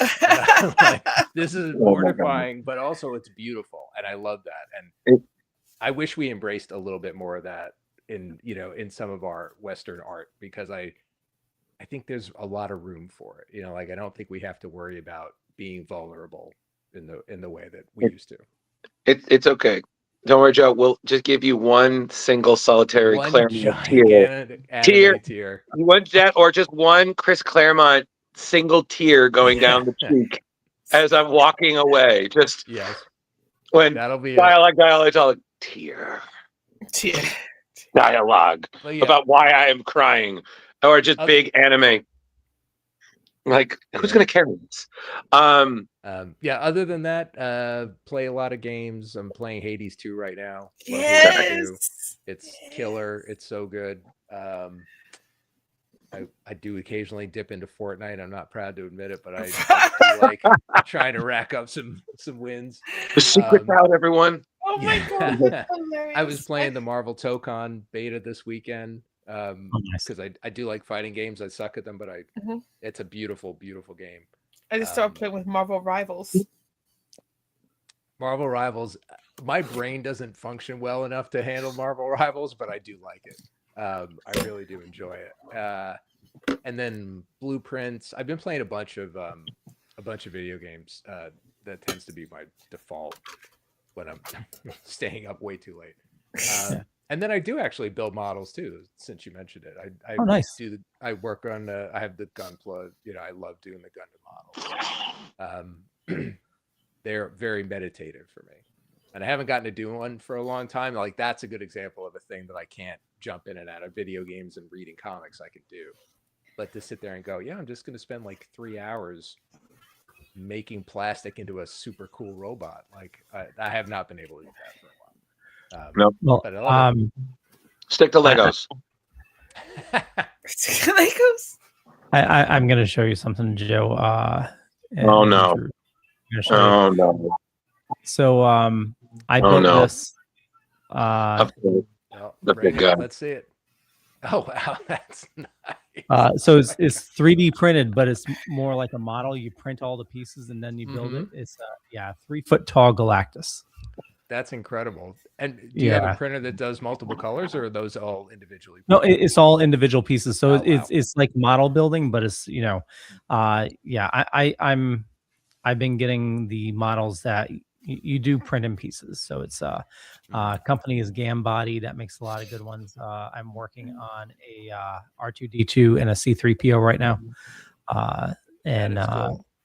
I printed a gaming table, and it took me like 9 years. Like it just took forever. I wasn't doing I wasn't very good at it. I do have a 3D printer, but it's I don't use it often enough.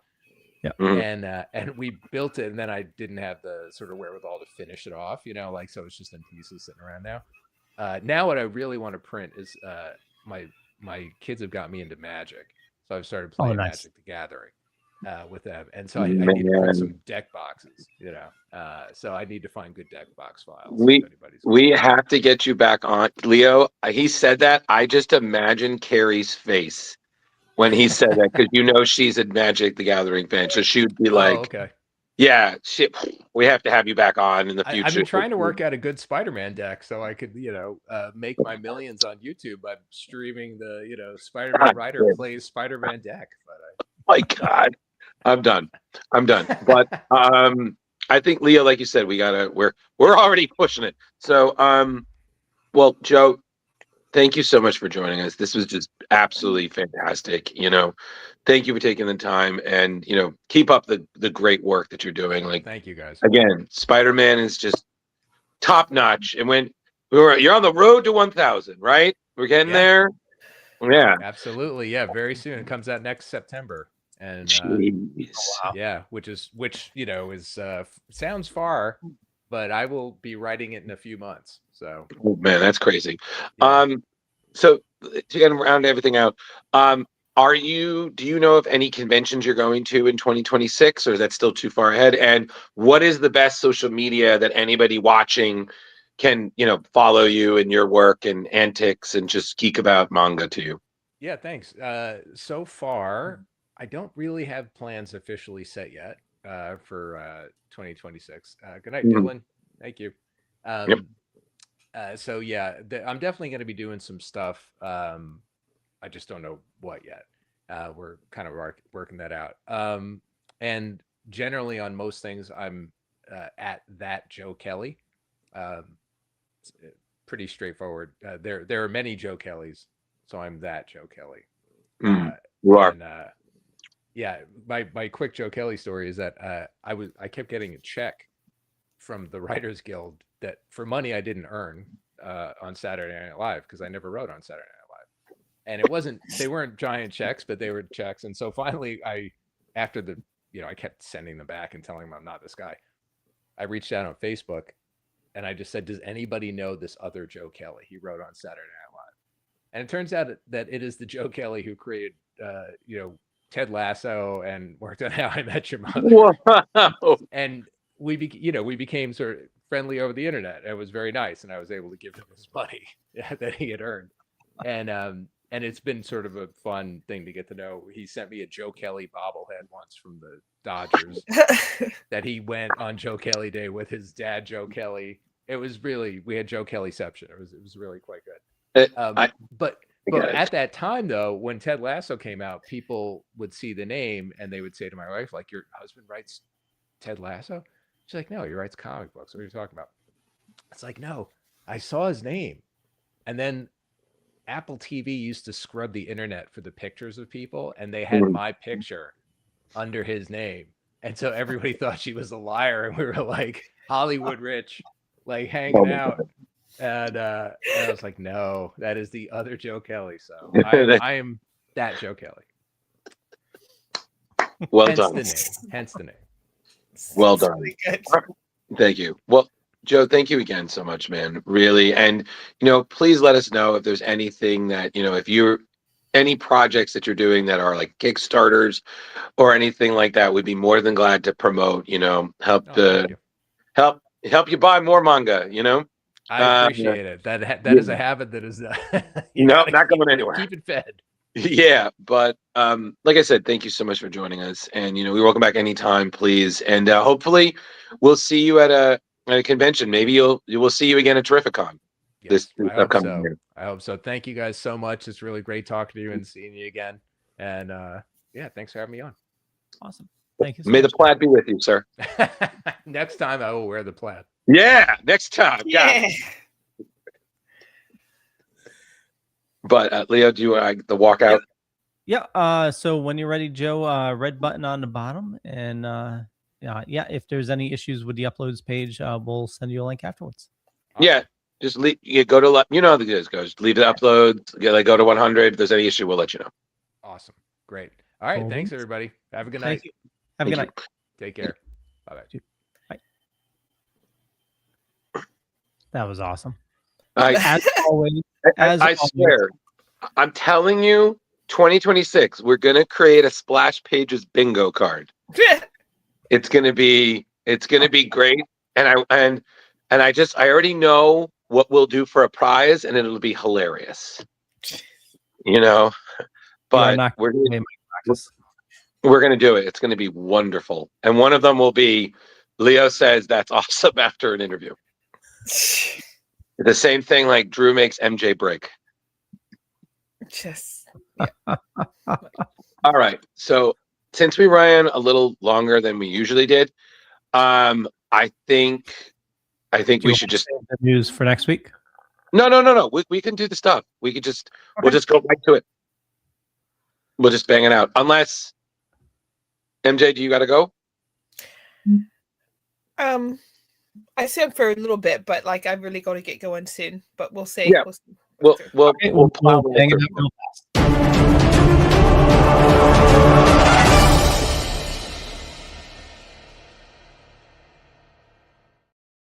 Hey everybody, welcome to Variant Watch. Excited to be here. We got a short watch for you. So it's only one story and then we'll get straight to the news. So thank you. Leo, you can take me off the full image, please. Thank you. Marvel Comics has announced that for next year, which is the 60th anniversary of Black Panther, in addition to Black Panther Anniversary Special Issue 1, which is a special one-shot with new tales from iconic Black Panther creators, the Marvel Stormbreakers are going to be celebrating that milestone with Black Panther variant covers. So this is starting in February. Covers depicting T'Challa teaming up with icons like Spider-Man, Fantastic Four, and of course, his great love, Aurora Monroe, aka Storm. So we're going to be spotlighting different costumes and versions from the new design featured in the upcoming Black Panther Intergalactic series, the Ultimate Black Panther. There's going to be 8 covers overall reflecting various eras of Black Panther through an incredible history and showing, of course, the diverse style of Marvel's elite artists. So we're looking through them right now. So yeah, so check it out. You got Simone DeMeo there. You've got this is Luciano Vecchio. Yep. Alessandro Cappuccio. Yep. You got Neto Diaz.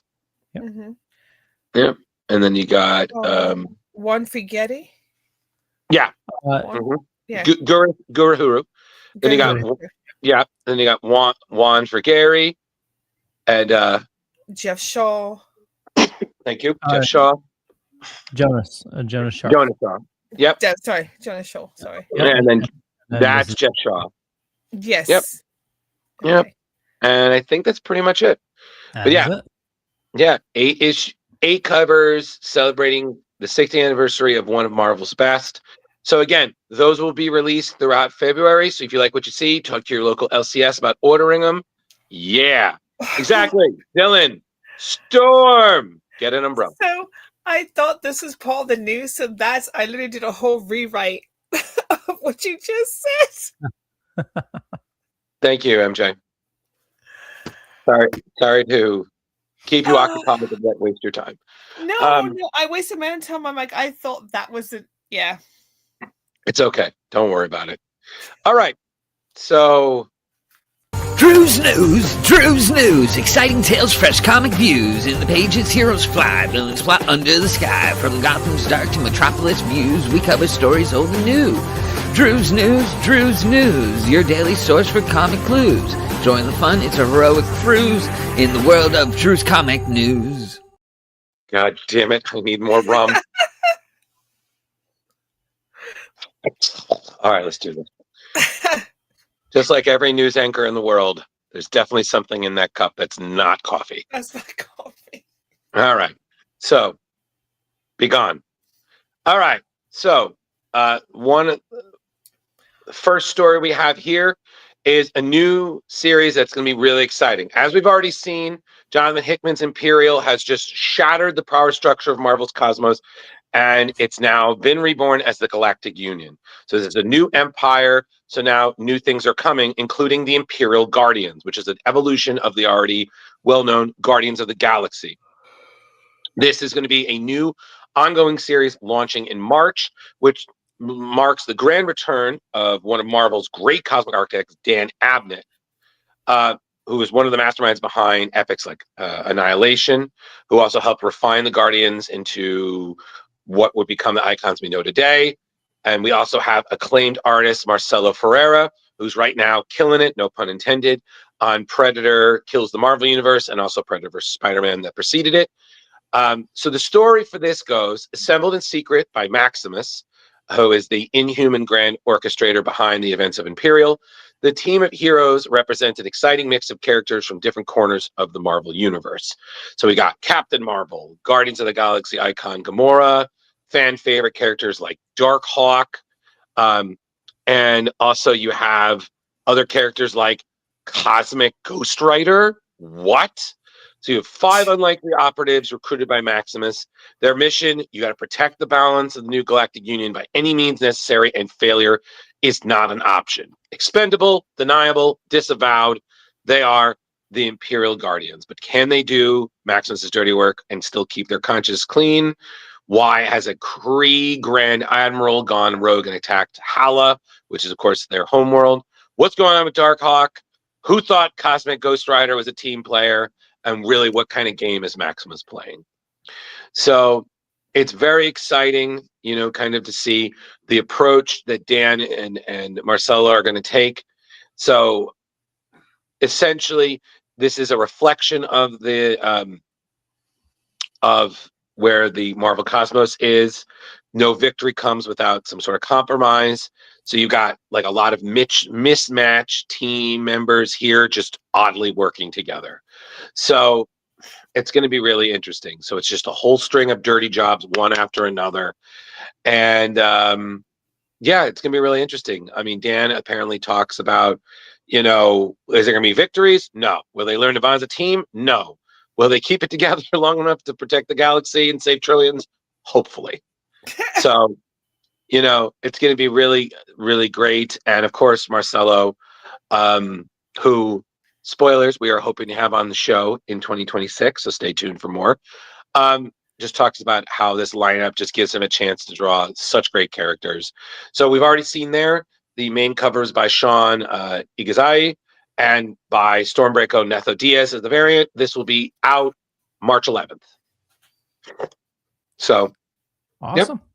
Yeah, gonna get that Marvel fix. Oh, well, Cosmic Marvel fix. So the last story is one just real quick. Jar Jar brought this up. Dylan had a quick question. Actually, it's not about the news though. Who likes the helmet Cerebro and that Xavier wears?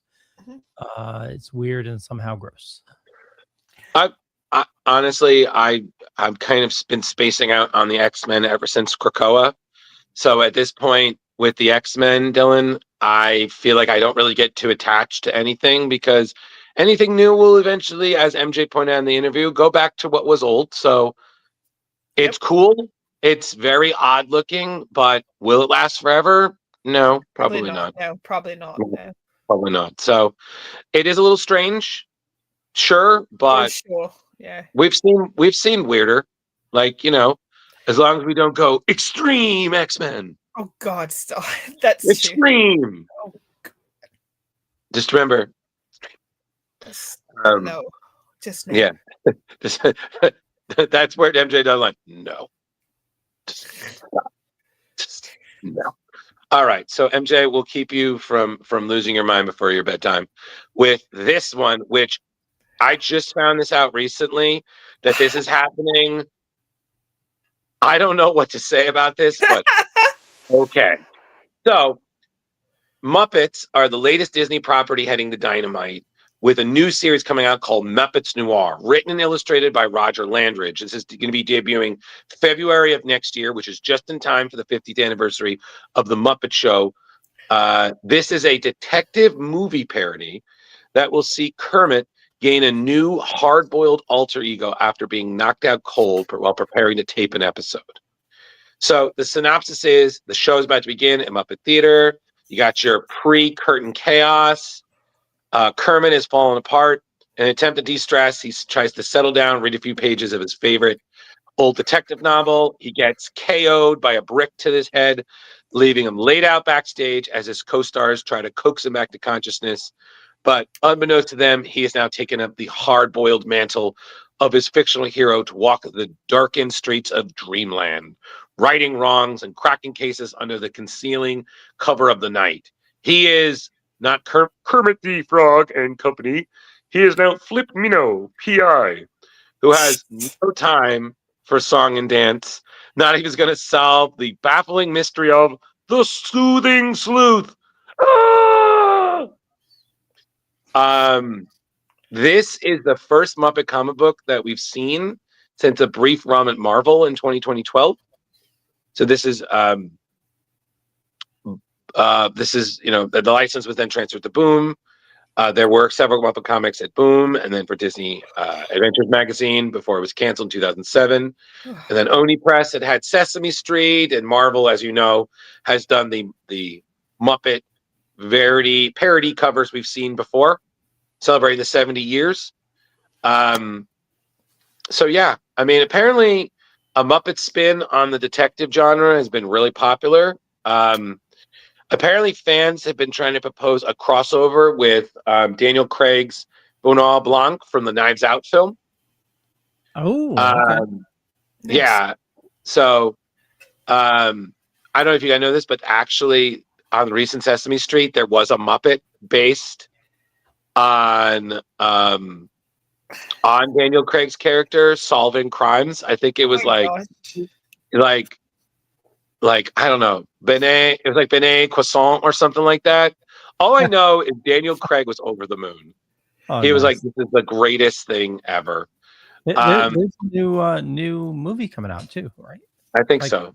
It's on Netflix. I think there's one on Netflix. Yep. And so back to this, Muppet Noir will be released, as we saw with the main coverage by Landridge, and variants by artist Declan Shalvey, as well as blind bags, which will have a new cover, techless variants, and so much more. I hope you enjoyed the show and help me crack the case there. Okay, I just need to say this briefly, and then I think we'll wrap this up. I've been saying for the longest time that the thing we really need to heal our world is a Muppet version of Ghostbusters. And I've been casting it in my head. And the one character who I can't shake because he's one of my favorites, and I want to see him in something that gets him the mainstream knowledge he gets, is Bobo the Bear as Winston. So, because I'm just imagining Bobo doing like the interview, and I cast the girl from Electric Teeth as Janine. Janice. So, yeah, Janice. So just spiritual mayhem, and she's doing the Janine thing. It's like mental telepathy and ESP and a Loch Ness monster, and just Bobo's like, if there's a steady paycheck in it, I'll barely believe anything you have to say. Like, I've just, and it's funny because I've been talking to my friend. She's like, "Why don't you just do it?" I said, "I'm so scared. How do you adapt? But maybe this is the year, Leo. Maybe I'll start writing it, and we could just see. And by God, maybe I'll get lucky and someone maybe just one scene, Yeah, maybe. But it's just funny because doing it, I'm just gonna try to do the voices because I think what is it? I saw like a drawing and it was like Beaker, Scooter, and Honeydew. Ooh. Right? And I was like, okay. And I was like, okay, fine. But I was like, in my script, I think I would have Scooter be Louis Tully. Like, I definitely want Honeydew and Beaker to be part of the team. But kind of like how they were a team in Muppet Treasure Island. You know what I mean? Like, you know what we should do is adapt just a trailer. The original Ghostbusters trailer. Oh my God, yeah, that's a good start. Like, you're right, that's a good start. Yeah, like start there. Have us do the voices, just a trailer, just to start, and maybe use AI for like. I don't know about that. Well, I'm a little skeptical of AI, man, because we give him too much power, and then this goes from Ghostbusters I'm not to saying Terminator. AI Real the whole trailer. I'm saying, like we do the live reads. Oh, okay. Yeah, we'll do the voices and then use AI for like. I don't know, MJ. You're usually a good voice of reason here, and I know you're losing energy quick. But did that give you a good guffaw, Muppet Ghostbusters? I think that'd be hilarious. I think we need it. Also, I got lost in a tangent. I just watched a rewatch it. I did a watch of Supernatural. Just Muppet Supernatural. Just anything with Muppets instantly make it better. Let's be real. I agree with that, but I need to say this, MJ. It's kind of hard to say because Supernatural already did Scooby Natural, and I'm just saying, general, it'd be funny. Yeah. Yeah, but previous comment feature. Oh God, featuring Muppets and the Birds. So I know we need to wrap it up. Yeah, but we're all done on the news. So I just wanted to share with you. No, we're not. No, we're not. I said we had one more story. I just wanted to cover this real quick. And let me pull it up here. Oh God, shit. Yeah. So if you haven't heard, this was just announced today. CGC is raising the prices. So if you're a comic collector, it's definitely going to be costing you a bit more. Just looking at comics, their modern bulk tier has gone from $24 to $27. The modern tier, the fee is changed to $30 for if you just have one book. 27 to 30. Let's see. Vintage tier is now $45. I think the biggest thing is the high value and unlimited. High value is $105. And then unlimited is $135 minimum, but it's a 4% of the value. Okay. And grading tiers, you're looking at vintage tier is up to 45. High value tier is 105. Yeah. So I have no words. Yeah. You know what, Leo, I think this is one of those moments where I'm just going to say nothing because I have nothing good to say about all of this.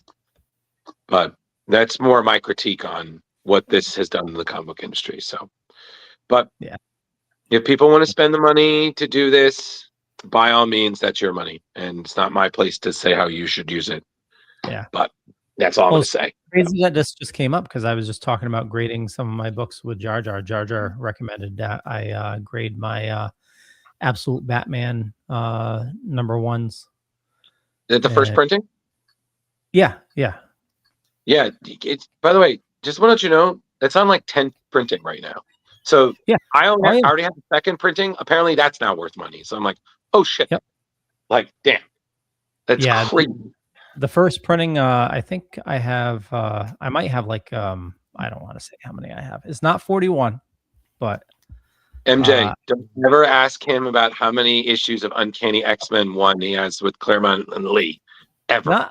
No, it's not Uncanny X-Men. It's the 90s X-Men number 1.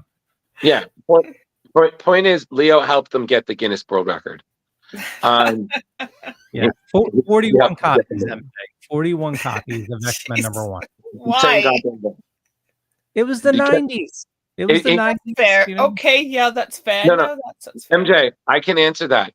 Because have you ever seen My Blue Heaven when he asked, why do you have so many copies? It's so, if in case I want to read it more than once.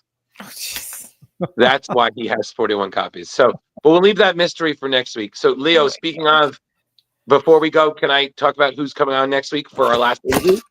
Yeah. Hey, everybody. Thank you so much for joining us. We really appreciate it. We hope you enjoyed our interview with Joe Kelly. If you like what you saw here, please make sure you hit the like and subscribe button so you can follow us. I'm not going to say much, but I do want to say that we've already started booking for next year, and next year's lineup is nothing short of crazy. There's a lot of great guests coming, so it is time to hit that subscribe button and follow us, crazy kids. But next week, on our last interview before our holiday read, which is the last show of the year, we have the great Tim Seeley. We've been trying to get him on the show for a while. We finally found something that worked. We're going to talk to him about Hack Slash, Revival, Local Man, other things, other projects like Infidel, Batman Eternal. There's so much to talk to him about. And of course, to Jar's credit, He-Man. There's so much talking about. So please, we're going to have the whole gang back for one last hurrah before the live read. So tune in. Please follow us regarding that. And Leo, sign us off. Yeah. I want to thank everybody for watching this fine evening. You know how to find me, but more importantly, go check out our YouTube page. We got a lot of awesome new stuff there, including the first live read, not first, but a very awesome live read that Drew did last year. It just went up today, so check that out and follow these awesome people like MJ. MJ, where do you like people following you? On my Instagram. I'm on Instagram. I'm the Cheery Goth. You'll find some of my cosplay builds and whatnot. I'm currently working on Sergeant Calhoun from Wreck-It Ralph, so I'll be posting more photos of that as we go along. And that's the best place to really get a hold of me on Instagram. Awesome. Nice. Mr. Drew. Hey, everybody. You can find me, Drew Mollo, on Facebook, Ghostbuster Man 1984 on Instagram, Drew Mollo on Blue Sky as well. There's a lot going on right now, so if I don't get back to you, there's a brand new year coming up, so I'll probably get to you then. Thank you. Awesome. For that, we'll catch you later. Bye. Bye, everyone. Stay warm.